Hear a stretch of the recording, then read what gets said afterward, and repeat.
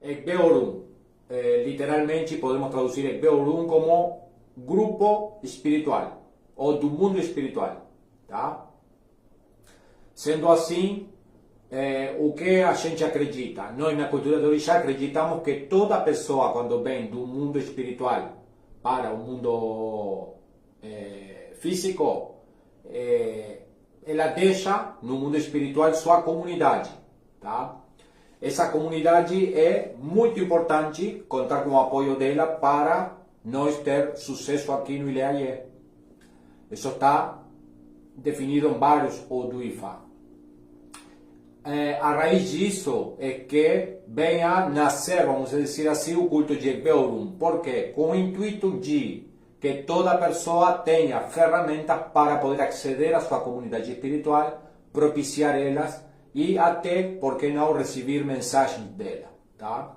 É muito importante você entender o seguinte, tá? Que isso seria mais bem básico, mas é muito importante e fundamental para entender o conceito e o porquê do culto de Ekbeorum, tá? O Warren Elétrico, o Warren Altura, e faz diz de que quando todo ser humano entra no canal de parto, tá? Para já nascer, já para culminar o processo espiritual que nos traz desde o mundo espiritual para o mundo físico, tá? Nesse momento, nosso espírito, nosso sopro de vida, otorgado pelo próprio Olotumare, ele se separa. E uma parte fica no mundo espiritual e outra parte acompanha nosso corpo físico para aqui, para o Ileaie. Essa é a base fundamental, vamos dizer assim, que é o germe do porquê é necessário e muito positivo culpar Ekbeorum. Quando falamos de duplo, tá? Que são muitos conceitos que hoje todo mundo fala, porém eu vejo, infelizmente, que poucas pessoas entendem. Quando falamos de duplo, não estamos falando de um espírito que é igual a nós, não estamos falando de, como muitas pessoas falam, almas duplas, tá? No conceito kardecista ocidental. Estamos falando que uma porção, exatamente a metade de nosso espírito que fica no mundo espiritual. É dizer, somos nós mesmos. É uma parte de nossa essência espiritual que fica no mundo espiritual. Isso é o que nós, dentro da cultura, entendemos por Enikeji, tá? Se podemos traduzir Enikeji, poderíamos dizer que Eni quer dizer um mesmo, Keji, o duplo de nós mesmos, entendeu? Então estamos falando de nossa própria essência espiritual, uma parte fica no mundo espiritual, e outra parte acompanha nosso ser, é dizer, nosso ori, nosso corpo físico e tudo mais, aqui no Ileaie. Em que se baseia, ou qual seria o propósito e finalidade do culto de Ekbeorum? Pois bem, estabelecer um alinhamento, uma relação o mais perfeita possível entre nós e nosso próprio Enikeji. Para isso, sabendo de que todo espírito que fica no Orum, ou que vive no Orum, ele mora em comunidade, ou seja, Ekbe, é muito necessário também agradar não só nosso duplo espiritual, sino como a comunidade onde ele mesmo mora. E sabendo que não é um espírito similar a nós, não é um espírito clonado de nós, é justamente nossa essência espiritual que mora lá numa comunidade determinada, esse mesmo grupo é o que cada pessoa que se inicia no culto vem a saber a qual comunidade nós pertencemos. Por quê? Porque nosso duplo mora lá no mundo espiritual com essa comunidade determinada. É por isso de que quando toda pessoa atraviessa um processo iniciático correto, certo, com todo o processo certinho como deve ser, e é apurada qual é a comunidade dessa pessoa e começamos a explicar quais são as características, quais são as virtudes e também falências daquela comunidade, parece que estivéssemos descrevendo a própria essência da pessoa. Tá? É impressionante que você descreve coisas que muitas vezes a pessoa só sabe dela mesma. Entendeu? Bem, essa seria a finalidade e o porquê. Um dos oritis que solemos utilizar dentro do culto de Ekbeorum é o Nipim. eles são Onipim. Onipim quer dizer donos de nosso destino. E não porque sejam aqueles criadores ou, no caso de Orunmila, testemunhas de nosso destino. Falamos de Egbe Orun como Onipim porque justamente o relacionamento, a harmonia, a simbiose que nós tenhamos com nossa comunidade espiritual vai ser um fator preponderante no nosso sucesso ou no nosso fracasso aqui na Terra. É por isso que, pelo poder que eles têm sobre o destino humano, chamamos a eles de Onipim. Tá? É importante que as pessoas entendam. Tá? Egbe Orun é um culto extremadamente poderoso e não é para que se mexa se não se sabe, ou não é para que se mexa de forma muito invasiva se tudo está funcionando bem. Isso é algo muito importante. Vejam, como anécdota pessoal, eu já tenho mais de 25 anos praticando solamente Xexé. Tá? E eu atravessei o que eu chamo de modas. Tá? Mais de 2 décadas para trás, já foi vendo certas modas. Em algum momento existiu a moda de Ajé, depois veio com força a moda do Ifá, depois veio com força a moda de Yami, depois veio com força a moda de Exu, todo mundo queria fazer Exu, todo mundo iniciava Exu, todo mundo vira sacerdote de Exu, e de uns 5 anos para cá, do que eu me deparei que está havendo, ou explodiu uma moda de Egbe Orun. Todo mundo tem Egbe Orun, todo mundo mexe com Egbe Orun, todo mundo inicia os outros em Egbe Orun. E a diferença das outras modas que eu já percebi, já presenciei, ao longo de mais de 2 décadas, quando começou a estourar o negócio de Egbe Orun, eu fiquei apavorado, porque eu sabia o tamanho de desastre espiritual que iria a começar na vida das pessoas. E dito e falado. Vocês nem imaginam a quantidade de pessoas que chegam no templo, ou quando eu estou no Brasil lá trabalhando, com pessoas que viraram a vida deles de cabeça a pé, justamente por mexer com o Egbe Orun. Egbe Orun é algo que normalmente confunde as pessoas. Por quê? Porque é um culto muito colorido, é um culto muito festivo, é um culto que normalmente as pessoas podem chegar a se apaixonar por ele. Só que ninguém imagina tão sequer o grande poder que o culto de Egbe Orun tem. Tá? E o tanto que pode chegar a desequilibrar a vida de uma pessoa se você mexer errado. É por isso que é um culto que tem que ser manipulado e tem que ser praticado com certa, vamos a dizer assim, não é para mexer por mexer. Tá? Não é um culto que você vai e faz por fazer, tudo tem que ser consultado, tem que ver, no caso que a pessoa esteja iniciando no Ifá, o Odu da pessoa, analisar o Odu da pessoa, sempre passar tudo por consulta. Tá? E obviamente, quem vai fazer algo para os outros dentro do culto tem que saber muito bem o que está fazendo. Tá? Porque o fato de ser um culto colorido, de ser um culto onde muitas pessoas têm a impressão que é acriançado o culto, faz com que muitas pessoas acreditem que seja algo irrelevante, que qualquer um pode fazer, que qualquer um pode mexer. Tá? E o poder que Egbe Orun tem na vida do ser humano é preponderante. É dizer, você mexeu, a pessoa precisa, você mexeu certo, vai dar certo. Tá? A potência espiritual que tem um ritual bem feito de Egbe Orun é muita, muita. Normalmente ela se faz todas as súplicas e todos os pedidos e o resultado do porquê a pessoa está fazendo aquele ritual se vê manifestado em curto prazo. Tá? É muito potente. Agora, quando uma pessoa não precisa, ou mesmo precisa, pero cai em mãos erradas, aí, menino, aí segura porque vai ser difícil, viu? Tá? Vai ser muito difícil. Poucas vezes eu vi, assim, consequências tão nefastas e tão negativas na vida de uma pessoa. Tá? E simplesmente um carrego mal feito ou mal oferecido. Simplesmente com isso, que é a coisa mais básica que você pode chegar a fazer dentro do culto.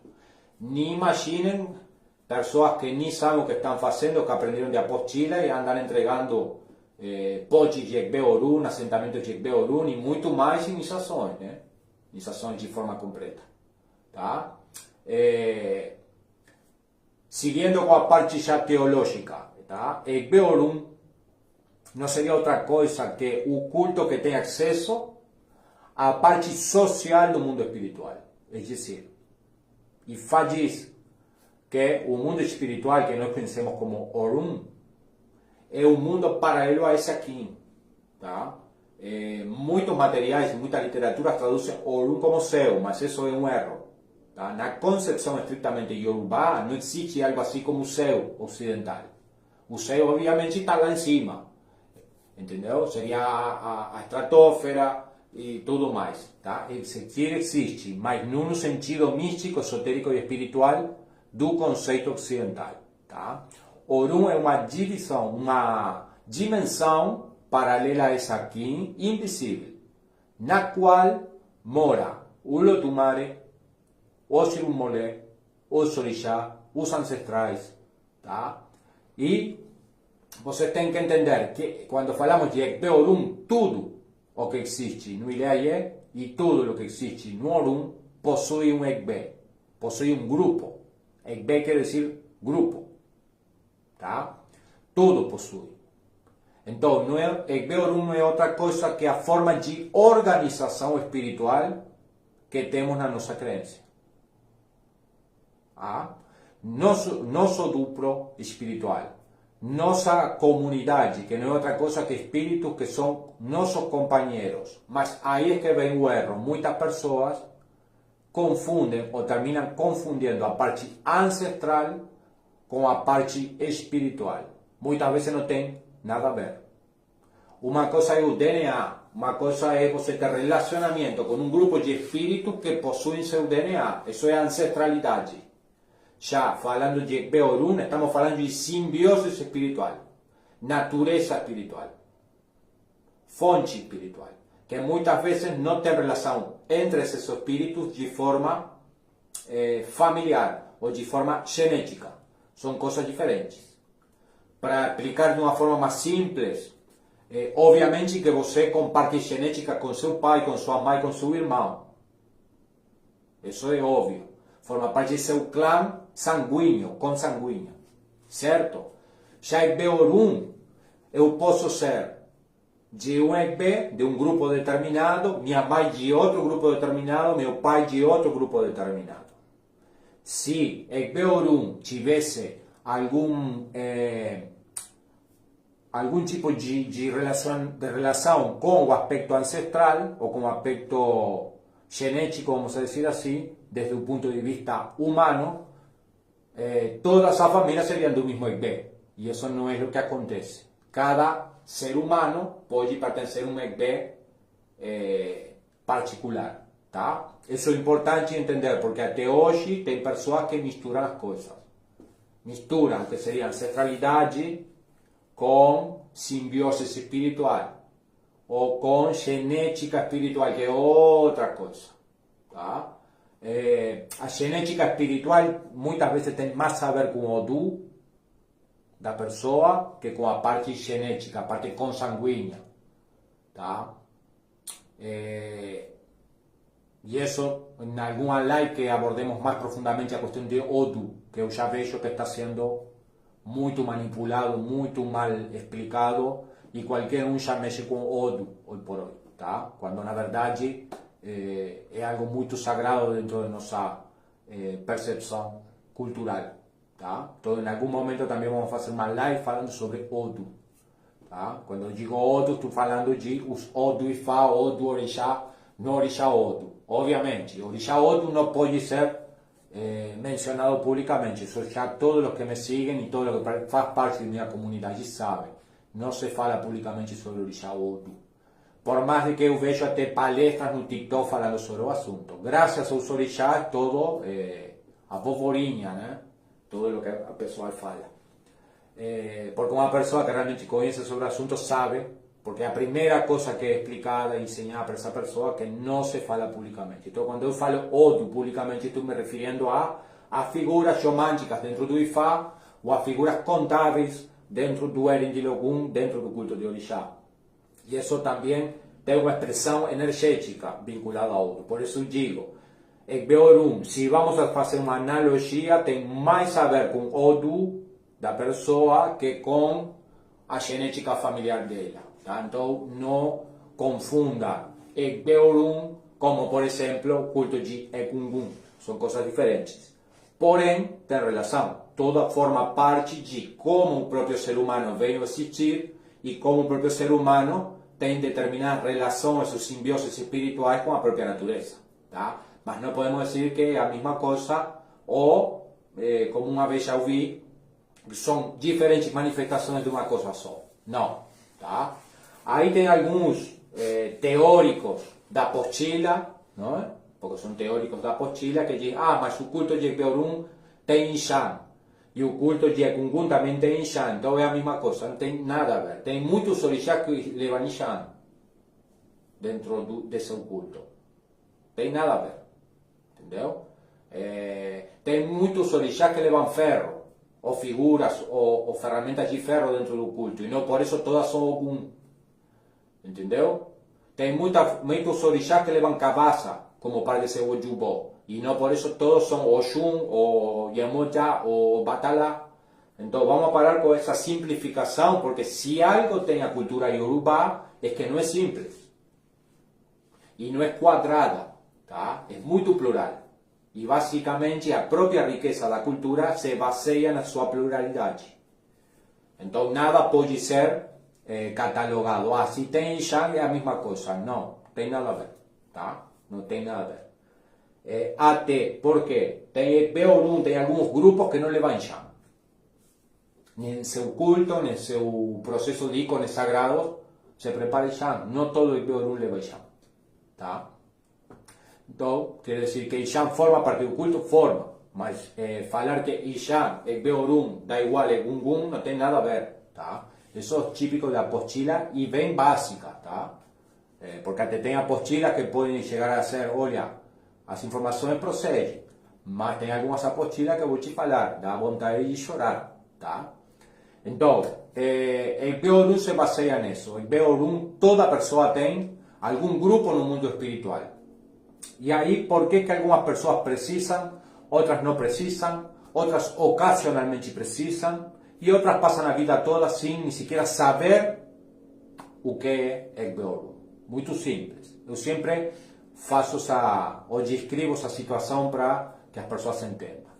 É como que um dia você está em família, morando, tá? De forma estável, em uma casa, você tem sua família, e um dia vem seu filho, tá? E fala para você de que ele tomou a decisão de que vai morar em outro país, em outra terra.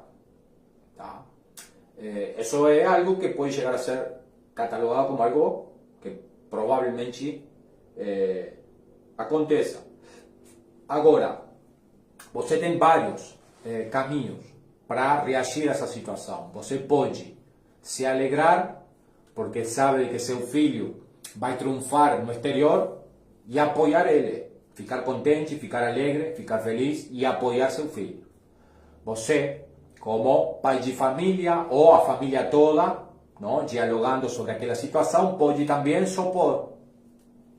Começar a fazer coisas até o impossível, tentando que seu filho não vá longe. Por quê? Porque você odeia seu filho? Não, justamente o oposto. Você sabe, e a família toda sabe de que não vai conseguir viver de forma feliz e de forma estável, sabendo que tem um integrante muito longe de seu hogar, certo? E você também tem alguma família de que contar-lhe que seu filho não progresse mais que você, vai começar a foder, desculpem a expressão, a vida de seu filho. Isso é o que acontece com o ser humano e seu próprio grupo espiritual. Tem pessoas que contam já inatamente, é dizer, como característica de nascimento, com o apoio total de seu próprio grupo. Tem algumas pessoas que têm que apaciguar seu grupo para que seu grupo não sinta nostalgia e vontade de trazer ele de novo a sua verdadeira casa, ou seja, o mundo espiritual.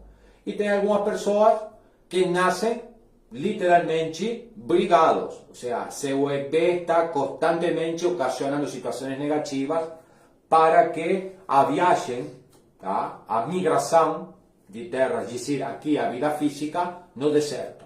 Tá? Então, também isso é uma coisa que eu queria falar aqui. Não podemos dizer, na consulta apareceu um Odu que fala de Egbeorum, a pessoa tem problema com Egbeorum. Não. Até porque é perfeitamente natural que toda pessoa no mundo, em algum momento de sua vida, faça algum tipo de propiciação para seu grupo. Até quando você funciona bem com seu próprio grupo, muitas vezes Ifá ou Orixá pode indicar que aquela pessoa, tá, faça algum tipo de propiciação para que aquela benção que você precisa venha através deles, do seu próprio Egbeorum. Tá? Egbeorum, nesse sentido, funciona como Adimu, Aladimu. É um culto, é um grupo de espíritos, é seu próprio grupo espiritual, onde se você tem um problema ou tem alguma necessidade, pode acudir a eles para que eles retornem aquilo que você precisa. Tá? E isso não quer dizer que você nem é abicu, nem é emere, nem tem que sair fazendo iniciação. Tá? Vamos a dizer assim, das pessoas que aparecem numa consulta, algum tipo de inconveniente relacionado com seu próprio Egbeorum que tenham que ser iniciadas, será um máximo, sendo bondoso, um 10% das pessoas. É dizer, de aquelas pessoas que se dictamina que alguma coisa tem que ser feita com seu Egbeorum, de aquelas pessoas que se dictamina que alguma coisa tem que ser feita com Egbeorum, que precisam se iniciar para resolver essa situação, é um 10%. Um 10% de aquele número minoritário de pessoas que precisam de Egbeorum. Então não é algo frequente. Tá? Por isso que eu fico assombrado com um número de sacerdotes que estão vendendo Egbeorum como se fosse doce na praça. Entendeu? E é um culto extremadamente complexo. Tá? Extremadamente complexo. Não dá para você se iniciar e sair fazendo. Não dá. Não dá. Até porque, como mencionei no princípio, existem inúmeros grupos. Cada qual com sua própria natureza, cada qual com suas próprias preferências, cada qual com seu, em alguns casos até a sua própria liturgia, tá? Cada qual com seu próprio Oriki, tá? Frases para poder invocar aquele Egbe. Então, quem vai se dedicar ao sacerdócio de Egbe tem que se dedicar mesmo, porque é como se fosse uma religião dentro de outra religião. Tá? Não tem, obviamente, forma parte do IgG, mas na parte de culto, na parte iniciática, na parte de como se trata, como se lida com Egbeorum, não tem nada a ver com Orixá. Tem nada a ver com Orixá. Tá? É diferente. É como falar Egungun. Tá? Egungun também é uma sociedade, é um culto, é como uma religião dentro da própria religião. Lá dentro do Ibalé você tem hierarquia própria, tem saudações próprias, tem chamadas próprias, tem oriki próprios, tem formas de agir, formas de pensar, tem idiosincrasia. É uma subcultura espiritual dentro de uma cultura espiritual. Então quem vai funcionar ou vai ter uma casa ativa de Egungun, ele, além de ser iniciado, também tem que passar por um processo, muitas vezes árduo, de muitos anos, treinado dentro do culto. Tá? Orixá não é para reproduzir, Orixá é para aprender. Você vai reproduzir o que você aprendeu, justamente, valga a redundância, logo que aprendeu. Tá? O fato de você ter um pote com Efun e Osun, tá? Não te dá, não te otorga o conhecimento de Uaxé, autoridade espiritual, para você reproduzir aquilo. Tá? Não te dá. E assim sim funcionam todos os cultos dentro do IgG. Tá? Cada culto, cada IB, cada grupo tem suas próprias características. E justamente por isso eles se conformam em um solo IB. Tá? Porque é uma simbiose, eles têm uma natureza própria. Tá? O mito, tá?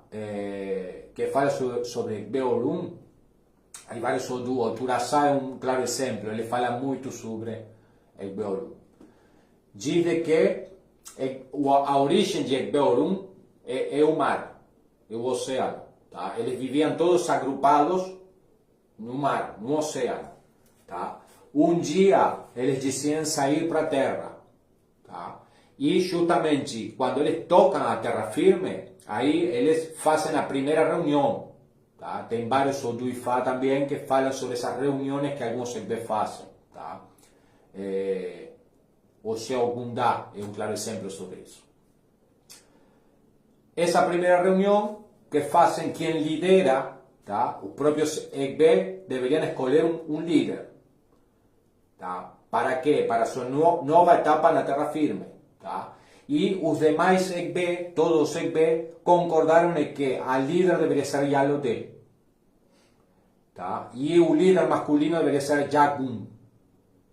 É por isso de que na maioria de famílias temos como os líderes de EGB Orun, Yalodé ou Jagun. Tá? E nessa reunião eles decidem que Yalodé e Jagun iria distribuir todos aqueles espíritos, todos aqueles grupos em algum lugar da natureza. E para mostrar um caminho para chegar até lá, onde tanto Yalodé como Jagun decidiram que cada grupo iria morar, Yalodé e Jagun escolheram a Eleco. É por isso que Eleco é aquele grupo que encaminha os demais, mostra como chegar a determinado lugar os demais grupos. Por isso, dentro do culto, falamos que Eleco seria parecido a Exu. Tá? Se faz muito ritual com Eleco justamente para isso. Tá? Não vou entrar mais em detalhes aqui publicamente, mas é importante. Yalodé, Jagun e Eleco. Esses seriam os líderes. Yalodé e Jagun, como liderança do culto, são os chefes das demais sociedades, grupos, e Eleco é quem se encarrega de dar caminho, tá? De dar orientação. Cada grupo, após esse sucesso, cada grupo foi morar num lugar particular da natureza. Então você tem um grupo que foi morar na encruzilhada, ou vários grupos que ficaram morando na encruzilhada. Tem grupos que decidiram voltar para o mar, não gostaram da terra e voltaram para o mar. Tem EGB sim que moram no mar. Tá? Tem grupos que foram a morar dentro do rio. Tem grupos que ficaram morando na beira do rio. Tá? Tem grupos que ficaram morando na bananeira. Importante, EGB Orun tem a ver com bananeira? Tem, mas não todos os EGB são cultuados na bananeira. Vamos parar com essa história de que todo EGB bananeira, bananeira, bananeira. Não todos os EGB são cultuados na bananeira. Tá? É como essa história de dar bori com peixe. Não todos os ori vão a preferir peixe. Agora, o peixe é um elemento utilizado para fazer ibori e rendir homenagem na cabeça e propiciar a cabeça? Claro que sim. Não estou falando que não. Mas que não todos os ori van a seguir a mesma regra.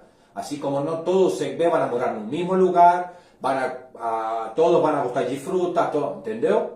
Vamos a parar com essas regrinhas. Tá? Receita de bolo não chega a lugar nenhum. Aí você tem EGB que vão a ir no telhado, que ficaram morando no telhado, tem EGB que ficaram morando balue nos banheiros ou nas fossas sépticas. Tá? Banheiro já seria algo mais moderno. Tá? Mas tem EGB que moram nas fossas sépticas. Tem EGB que ficaram morando na lixeira. Tá? Tem EGB que ficou morando na canha de açúcar. Tem EGB que mora na laranjeira. Tem EGB que mora nos muros das casas, tá? Tem EGB que mora no Iroco, tem EGB que mora na Lagoa, o BD fala sobre isso. Enfim, todos os grupos que fizeram aquela reunião foram distribuídos e cada um ficou morando num lugar da natureza, tá?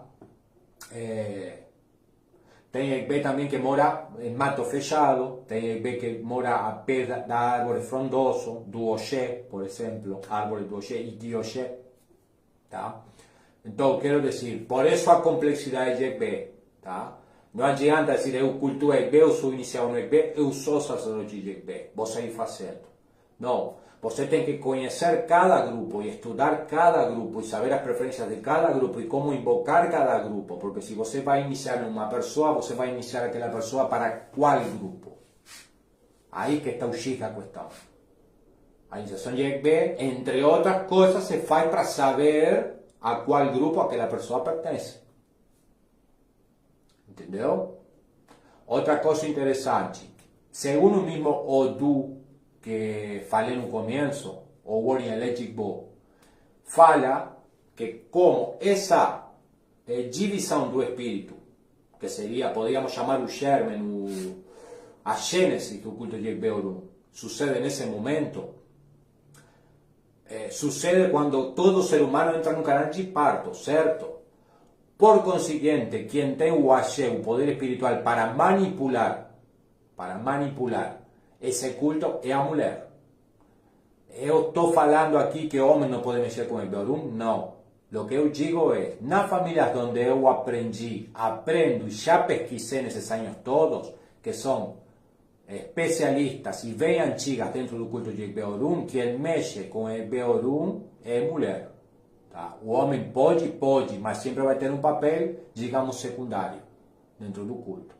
Quem tem aquele axé para iniciar uma pessoa, para invocar o Egbe da pessoa, e muitas propiciações que são preferentemente feitas sempre por mulher, tá? Principalmente como estamos falando de questões relacionadas a Emeré, a Biku e todas essas situações espirituais que não são normais, vamos dizer assim, tá? Porque a mulher tem o poder de trazer a vida para o Ileayé. Isso o homem não vai conseguir nunca. Assim como o próprio culto de Egungun é o homem que toma a delantera, porque ele se encarrega de os espíritos que já retornaram para o Orum. Eles passaram pelo Ileayé e retornaram para o Orum, o mundo espiritual. Pois, no culto de Egbeorum, é a mulher que pode trazer aqueles espíritos para o Ileayé. Por quê? Porque ela tem o poder de gestar vida. Entendeu? É por isso de que sempre, no culto de Egbeorum, tá? Pelo menos, para não cair em polêmicas e depois receber pessoas chatas no meu direct, porque meu sacerdote de Egbeorum foi feito por fulaninho, sim, eu conheço fulaninho e é muçulmano. Acabou, fim da conversa. Entendeu? Tem muito chatinho, tá? Pelo menos na minha casa e nas tradições sérias e antigas que eu conheço, quem funciona como sacerdotisa dentro do culto de Egbeorum é mulher. Tá? O homem pode estar presente, pode conhecer o culto, pode mexer com o Egbeorum, pode propiciar o Egbe da pessoa, sim, sem problema nenhum. Mas na hora de você iniciar uma pessoa, precisa não uma, várias mulheres. Tá? Assim como o culto de Egungun, a mulher pode formar parte do culto de Egungun, mas na hora de iniciar outro dia, a mulher sai fora. Sai fora. Tá? Agora estão inventando uma história de Yagan, que a mulher iniciada no culto de Egungun vira Yagan. Yagan não é isso, gente. Yagan é uma mulher antiga que já não menstrua e que é escolhida pelo próprio Egungun. Tá? Normalmente a mulher mais antiga e mais respeitada das mulheres que fazem parte de uma família de Egungun. Tá? E é a que canta essa para Egungun. Quando Egungun escuta a voz da Yagan recitando essa, ele pula para fora do balé, na hora. Tá? Então, vamos parar com isso de intitular-se, tá? Porque distorcem as regras, que têm muitas delas milhares de anos, para que seja algo vendível, tá? Para agradar o ocidental e o pensamento moderno. Então, nesse caso, tudo bem, mas vamos parar ou vamos tirar dos cartéis dos templos tradicionais, porque isso de tradição não tem nada, tá? Se cada um vem aqui a distorcer uma tradição, já deixa de ser tradicional. Entendeu?